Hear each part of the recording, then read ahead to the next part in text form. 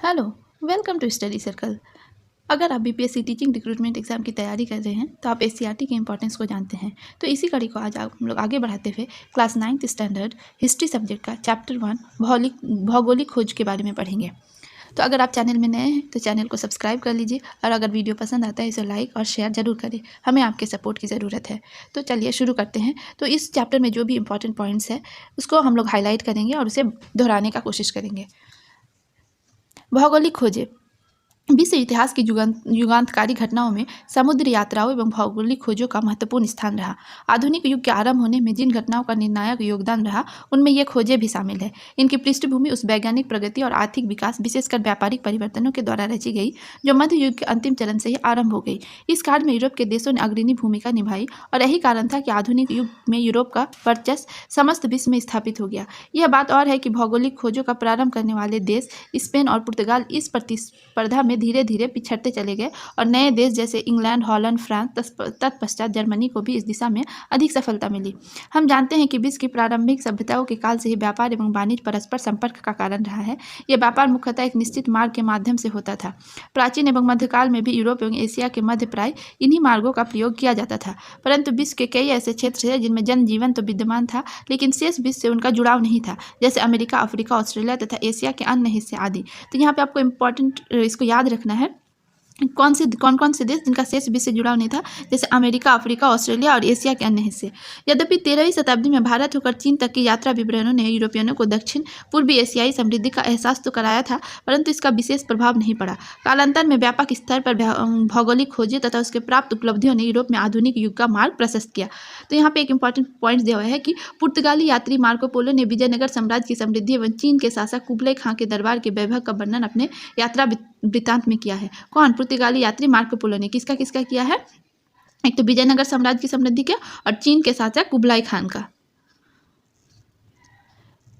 मध्यकालीन यूरोपीय इतिहास का यदि हम अध्ययन करेंगे तो पाएंगे कि यह काल सामंती प्रवृत्तियों का काल था। इस काल में ना तो व्यापार वाणिज्य गतिशील था, ना ही धर्म का स्वरूप उदार एवं मानवीय था। पृथ्वी के बारे में ज्ञान अत्यल्प एवं अंधविश्वास से युक्त था। सीमित भौगोलिक ज्ञान के कारण सामुद्रिक व्यापार भी सीमित था। मध्ययुगीन लोगों को विश्वास था कि पृथ्वी चपटी है एवं समुद्र में अधिकतम दूरी पर जाने पर पृथ्वी के किनारों से गिरकर अनंत में विलीन हो जाने का भय बना रहता था। समुद्र यात्रा अत्यधिक कष्टपूर्ण एवं असाध्य थी। जहाज छोटे और असुरक्षित थे तथा गति एवं सुरक्षा के लिए हवा पर निर्भरता थी। कंपास या कुतुबनुमा जैसे दिशा सूचक यंत्र का अभी ज्ञान नहीं हुआ था, अतः दिग्भ्रमित होकर समुद्र में भटक जाने का भय भी बना रहता था। समुद्री यात्राओं के लिए राज्य की ओर से किसी प्रकार की सहायता नहीं दी जाती थी। इस विषम परिस्थिति में नाविकों एवं व्यापारिकों द्वारा अटलांटिक, जो कि अंध महासागर के नाम से भी जाना जाता है, जैसे महासागर की यात्रा करना अत्यंत दुष्कर था। तब भौगोलिक खोजों की पृष्ठभूमि क्या थी, कहाँ से शुरू हुई कि इसी बीच यूरोप में कुछ घटनाएं ऐसे घट रही थी जिसके प्रभाव स्वरूप यूरोप मध्ययुगीन मानसिकता से निकलने को उद्धत हुआ। 11वीं से 12वीं शताब्दी में जेरूसलम, जो कि आधुनिक इजराइल में अवस्थित था, पर अधिकार के मुद्दों को लेकर हुए धर्म युद्ध में जब यूरोपीय सामंत मध्य एशिया की नवीन शक्ति अरबों से पराजित हुए तो सामंती गौरव के मिथ्याभिमान से ग्रसित यूरोपीय दम टूटने लगा। परंतु इसके कुछ सकारात्मक परिणाम भी सामने आए। धर्म युद्ध के दौरान ही यूरोपियों को यह महसूस होने लगा था कि दुनिया के हर पहलू को समझा जाए। इन घटनाओं ने यूरोप में पुनर्जागरण की पृष्ठभूमि भी तैयार की थी। तो मध्य युगों में अरबों और तत्पश्चात तुर्कों ने विशाल अंतर्राष्ट्रीय साम्राज्यों का निर्माण किया। 15वीं शताब्दी के 5 दशक पूर्व तक यूरोप और एशिया के मध्य व्यापार कुस्तुनतुनिया के मार्ग से होता था। तो ये इंपॉर्टेंट है यहाँ पे कि मध्य युग में अरब और तत्पश्चात तुर्कों के विशाल अंतर्राष्ट्रीय साम्राज्य का निर्माण हुआ और 15वीं शताब्दी के 5 दशक तक यूरोप और एशिया के मध्य व्यापार कुस्तुनतुनिया के मार्ग से होता था। परंतु 1453 ईस्वी में कुस्तुनतुनिया पर तुर्की आधिपत्य से यूरोपीय व्यापारियों के लिए मार्ग से व्यापार करना निरापद नहीं रहा, क्योंकि तुर्कों ने इस मार्ग से व्यापार के बदले भारी कर वसूलना शुरू कर दिया, जिसका हल ढूंढना यूरोपियों के लिए आवश्यक था। इस काल में हुए नए नए आविष्कारों ने समुद्र यात्रा एवं नौसेना के विकास को आसान कर दिया। यूरोप वासियों ने कंपास का ज्ञान अरबों से सीखा। इटली, स्पेन एवं पुर्तगाल के समुद्र तटीय इलाकों में नाव निर्माण कला में परंपरागत पद्धति की जगह खांचा पद्धति विकसित हुई, जिससे बड़े एवं मजबूत जहाज बनाए जाने लगे। दूरबीन का आविष्कार भी हो चुका था, जो कि सामुद्रिक अभियानों में काफ़ी सहायक था। अब मानचित्र में काफ़ी सुधार हो चुका था। इस संदर्भ में एस्ट्रोलॉब, जो कि अक्षांश जानने का उपकरण, भी महत्वपूर्ण था। तो क्या होता था एस्ट्रोलॉब से आप अक्षांश को भी जान सकते थे। पुर्तगालियों ने एक नए किस्म के हल्के और तेज चाल चलने वाले जहाज बनाए जिसे कैरावल कहा जाता था। ये बहुत बार पूछा गया क्वेश्चन में, कैरावल क्या होता था। तो ये पुर्तगालियों के एक नए किस्म के हल्के और तेज चाल से चलने वाले जहाज थे। तो यहाँ पे आप देख सकते हैं कि यह दिशा सूचक यंत्र का एक चित्र है। तो इस नए उपकरणों एवं साहस के बल पर यूरोपीय नाविकों ने अटलांटिक एवं भूमध्य सागर में अपने जहाज उतारे। ने कहाँ उतारा? अटलांटिक एवं भूमध्य सागर में अपने जहाज उतार दिया। और इसी क्रम में 1488 ईस्वी में पुर्तगाली व्यापारी बार्थोलोम्यू डियाज अफ्रीका के पश्चिमी तट होते हुए दक्षिण अफ्रीका के दक्षिणतम बिंदु उत्तम आशा अंतरीप केप ऑफ गुड होप तक पहुंच गया। तो कौन पहुंच गया?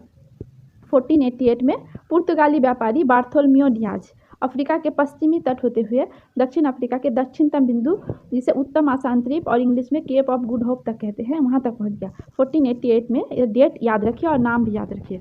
1492 में क्रिस्टोफर कोलंबस द्वारा अमेरिका की खोज की गई। कब? 1492 में क्रिस्टोफर कोलंबस के द्वारा अमेरिका की खोज की गई। और 1488 में फाइनली पुर्तगाल का एक व्यापारी जिसका नाम वास्को डी गामा था, साहसी नाविक वास्को डी गामा उत्तम आशा अंतरीप होते हुए भारत के मालाबार तट केरल के कालीकट तक पहुंच गया।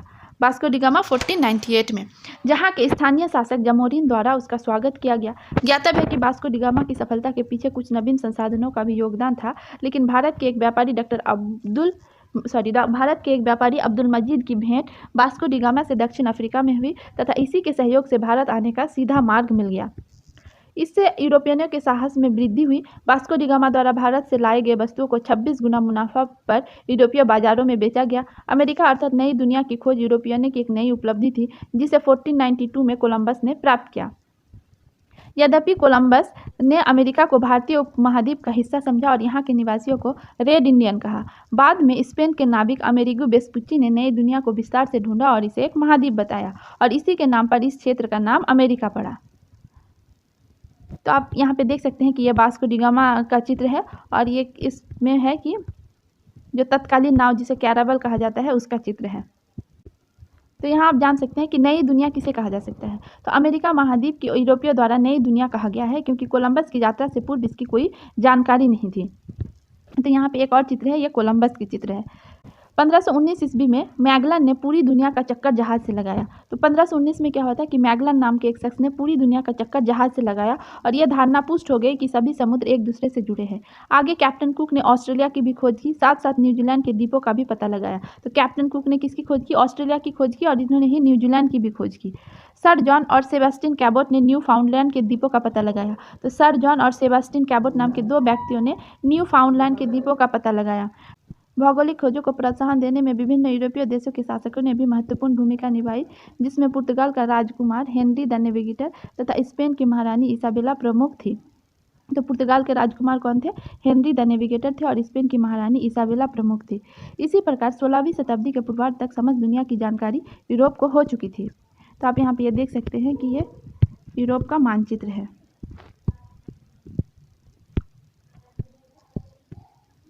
तो इन भौगोलिक खोजों का परिणाम क्या हुआ?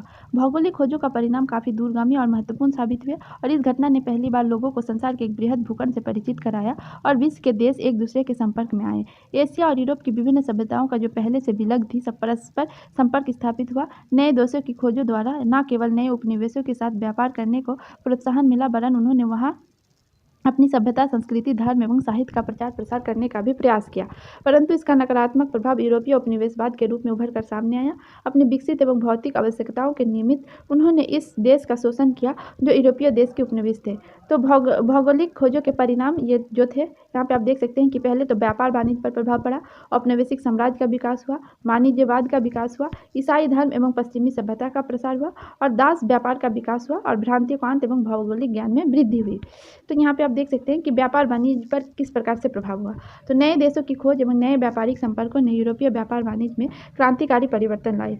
उपनिवेशों के आर्थिक शोषण से यूरोपीय देश समृद्ध होने लगे। इस प्रकृति ने यूरोपीय व्यापार को चरमोत्कर्ष पर पहुंचा दिया। फलस्वरूप मुद्रा व्यवस्था का विकास हुआ, हुंडी, ऋण पत्र आदि व्यापारिक शाख का विकास हुआ। व्यापार अपने स्थानीय स्वरूप से विकसित होकर वैश्विक रूप लेने लगा। नए देशों में खोज के पूर्व व्यापार मुख्य रूप से भूमध्य सागर और बाल्टिक सागर तक ही सीमित था, परंतु अब इसका स्थान अटलांटिक, हिंद तथा प्रशांत महासागरों ने ले लिया। फलतः पेरिस, लंदन, एम्स्टर्डम, एंटवर्प आदि शहर विश्वव्यापी व्यापार के प्रमुख केंद्र बन गए और यूरोपीय व्यापार पर इटली का एकाधिकार जाता रहा। इसके बदले स्पेन, पुर्तगाल, हॉलैंड, इंग्लैंड तथा फ्रांस का प्रभाव बढ़ गया। कालांतर में अपने विशाल साम्राज्य को संभालने में स्पेन और पुर्तगाल इतने निमग्न हो गए कि इन्होंने अपना साम्राज्य भी ही खो दिया।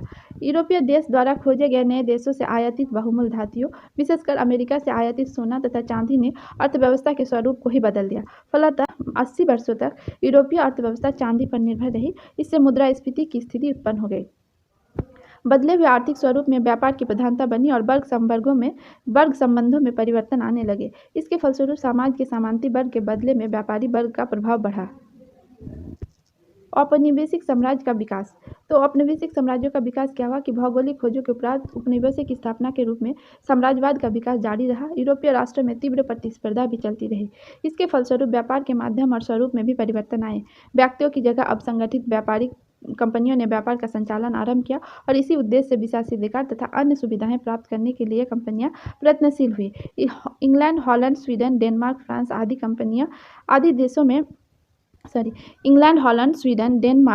आदि देशों में ऐसी कंपनियां स्थापित हुई। इनमें से कुछ कंपनियां व्यापारियों के द्वारा प्रायोजित और कुछ राज्य के द्वारा। आगे अमेरिका, अफ्रीका, ऑस्ट्रेलिया तथा अन्य द्वीप समूह में उपनिवेश एवं बस्तियां बसाई गई। प्रारंभ में पुर्तगाल और स्पेन उपनिवेश स्थापित करने में अग्रणी रहे, परंतु 16वीं सदी के अंत तक 17वीं सदी के प्रारंभ में फ्रांस भी शामिल हो गया। तो आप यहाँ पे एक देख सकते हैं कि भारत में यूरोपीय कंपनियों की स्थापना करके वर्ष और उनका टाइम पीरियड देख सकते हैं। तो सबसे पहले पुर्तगालियों का आगमन हुआ 1498 में, अंग्रेजी ईस्ट इंडिया कंपनी 1600 में, डच 1602 में और फ्रांसीसी 1664 में और डेनिश जो आए थे वो 1616 में और सबसे लास्ट में स्वीडिश आए थे 1731 में। तो आप इस इंग्लिश में याद कर सकते हैं PEDFDS।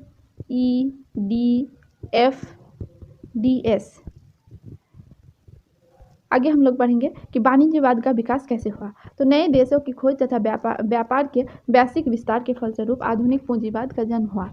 इस आर्थिक व्यवस्था में बुलियन की महत्ता बढ़ी। सोने की महत्ता ने यूरोपीय देशों का ध्यान इस ओर आकृष्ट किया तथा अंतर्राष्ट्रीय स्तर पर सोने एवं चांदी की लूट हुई तथा साथ साथ इसका भंडारण भी किया जाने लगा। इन भंडारों की प्राप्ति में स्पेन जो था अग्रणी था। स्पेन ने सबसे ज़्यादा जो है भंडार किया था सोने और चांदी का। तो ईसाई धर्म एवं पश्चिमी सभ्यता का प्रसार कैसे हुआ। तो जैसे कि पूर्व में उल्लिखित है कि भौगोलिक खोजों ने यूरोपीय देशों की सभ्यता, संस्कृति, धर्म एवं साहित्य का प्रचार प्रसार किया। धर्म युद्धों की असफलता के कारण ईसाई धर्म का प्रचार प्रसार जो धीमा पड़ गया था, नए भौगोलिक खोजों ने इसमें प्राण डाल दिए। ईसाई धर्म प्रचारों ने अफ्रीका, एशिया तथा अमेरिका के दुर्गम स्थलों में जाकर अपना धर्म प्रचार किया, परंतु इसका नकारात्मक प्रभाव ये भी पड़ा कि इस क्षेत्र में धन का लालच देकर एवं जबरन धर्मांतरण एवं सांस्कृतिक अतिक्रमण किया गया और इसका विरोध भी हुआ। दूसरी तरफ धर्म के व्यापक प्रसार ने चर्च के प्रभुत्व सत्ता को कम किया। भौगोलिक खोजों के कारण विज्ञान में वृद्धि से तत्कालीन धर्म के विषय में कई प्रश्न उठ खड़े हुए। धर्म को भी तर्क की कसौटी पर कसा जाने लगा, जिससे धर्म सुधार आंदोलन की पृष्ठभूमि का निर्माण हुआ। दास व्यापार और विकास क्या थे कि भौगोलिक खोजों के परिणाम स्वरूप विकसित हुए व्यापार वाणिज्य में मानव श्रम की महत्ता ने दास व्यापार को प्रोत्साहित किया। क्या कि व्यापार वाणिज्य में मानव श्रम की महत्ता ने दास व्यापार को प्रोत्साहित किया। नए अन्वेषित क्षेत्रों अमेरिका, अफ्रीका, ऑस्ट्रेलिया के मूल निवासियों को पकड़कर उन्हें यूरोप के बाजारों में बेचा जाना शुरू किया। कहाँ के? अमेरिका के जो रेड इंडियंस थे, अफ्रीका तथा ऑस्ट्रेलिया के मूल निवासियों को एबोरिजिन कहा जाता था, उसको पकड़कर उन्हें यूरोप के बाजार में बेचा जाना शुरू हुआ। आरंभ में गुलामों का व्यापार व्यक्तिगत स्तर पर था, किंतु 16वीं शताब्दी के अंत में इसे बाकायदा व्यापार का रूप धारण कर लिया। इन गुलामों से जंगल को काटने, खेती करने, सड़क बनाने, जहाजों में ईंधन झोंकने आदि का कठिन कार्य करवाए जाते थे तथा इन पर अमानवीय बर्बर अत्याचार किए जाते थे। इस प्रकार भौगोलिक खोजों का यह नकारात्मक परिणाम यह हुआ कि इससे तथाकथित सभ्य एवं विकसित लोगों द्वारा अविकसित, भोले भाले एवं कमजोर लोगों का शोषण किया गया। भ्रांतियों का अंत एवं भौगोलिक ज्ञान में वृद्धि। भौगोलिक खोजों ने भौगोलिक ज्ञान के संदर्भ में व्याप्त भ्रांतियों को तोड़ने का कार्य किया। इससे चर्च द्वारा प्रसारित अवधारणाओं पर उंगली उठने लगी। कालांतर में यूरोप में धर्म सुधार आंदोलन का कारण बना। नए गोलार्ध के आविष्कार से यूरोप की क्षुद्रता और दुनिया की महत्ता का अभूतपूर्व जानकारी ने मनुष्य को नए नए आविष्कारों के रास्ते पर खड़ा कर दिया। इसका संदेश स्पेनिश सिक्के सामने और भी है से स्पष्ट होता है। तो स्पेनिश सिक्का था, उस पर संदेश लिखा था कि सामने और भी है। बढ़े हुए सामुद्रिक गतिविधियों ने समुद्री यात्राओं के उपयोगी विभिन्न उपकरणों तथा नक्शे, कंपास, नक्षत्र प्रणाली आदि के विकसित होने का अवसर प्रदान किया। इसके संबंधित विद्वानों एवं पेशेवर वैज्ञानिक वर्ग का जन्म हुआ। कालांतर में इसी वर्ग ने पुनर्जागरण में महत्वपूर्ण भूमिका अदा की। अन्य परिणाम। भौगोलिक खोज से विभिन्न प्रकार के नवीन फसलों का अंतर महाद्वीपीय आदान प्रदान हुआ, जैसे यूरोप में कहुआ, चाय, गन्ना, मक्का, आलू, तंबाकू, नील आदि नवीन वस्तुओं का प्रवेश हुआ तथा यूरोप के माध्यम से चाय, कॉफ़ी, तंबाकू, आलू का भारत जैसे देश में आगमन हुआ। क्या हुआ कि यूरोप में कहुआ, चाय, गन्ना, मक्का, आलू, तंबाकू, नील आदि नवीन वस्तुओं का प्रवेश हुआ और यूरोप के माध्यम से फिर चाय, कॉफ़ी, तंबाकू, आलू का प्रवेश भारत जैसे देशों में हुआ। तो भारतीय फसल आम, गन्ना जो थे, आम और गन्ना भारत की ही फसल थे, ये दूसरे क्षेत्रों में गए। इस प्रकार कहा जा सकता है कि भौगोलिक खोजों ने विश्व की एक नई रूपरेखा तैयार की और विचारों में परिवर्तन आए तथा वैज्ञानिक विचारों को भी मान्यताएं मिली। धार्मिक अंधविश्वास टूटने लगे। दूसरी तरफ नए क्षेत्रों के अन्वेषणों तथा नवीन मार्गों के खोज के फलस्वरूप पूंजीवाद, वाणिज्य और साम्राज्यवाद का विकास हुआ। इसने दुनिया का यूरोपीयकरण कर लिया। तो आप यहाँ पे देख सकते हैं कि अन्य परिणाम जो थे किसके, भौगोलिक खोजों के अन्य परिणाम क्या थे कि यूरोप विशेषकर इटली में नगरों का उद्भव हुआ और भूमध्य सागर के महत्व में वृद्धि हुई। पूंजीवाद, वाणिज्यवाद और साम्राज्यवाद का विकास हुआ और नौसैनिक क्रियाकलापों में वृद्धि हुई। तो ये चैप्टर भौगोलिक खोजें यहीं पे समाप्त हो रहा है। अगर आपको ये वीडियो पसंद आता है तो इसे लाइक करें, शेयर करें और कमेंट जरूर करें कि आपको ये वीडियो कैसा लगा। Thank you.